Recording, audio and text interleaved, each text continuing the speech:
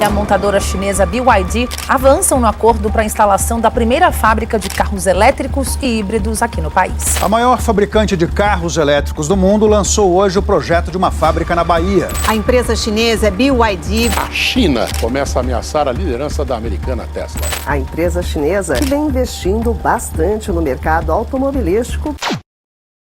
O que Trump, a Volkswagen e a Tesla têm em comum? Todos estão sendo impactados pelos veículos elétricos chineses. Os Estados Unidos querem competir com eles, a Tesla quer enfrentá-los, e a Volkswagen talvez esteja um pouco receosa do mercado. Neste vídeo, examinaremos como os veículos elétricos chineses estão se saindo na Europa e suas perspectivas na América Latina. Será que os carros elétricos de alta tecnologia significam o fim dos carros movidos a combustíveis fósseis e dos fabricantes? Nos Estados Unidos, a situação é simples. As montadoras tradicionais estão enfrentando problemas e os trabalhadores automotivos estão irritados. Eles buscam maior segurança no emprego, contratos melhores e oportunidades iguais, pois a indústria automotiva passa por uma grande transformação e isso se tornou uma questão política. Agora, eles querem migrar totalmente para veículos elétricos e colocar todos vocês fora do negócio. Você já sabia disso, certo? Ford, General Motors e Stellantis, os trabalhadores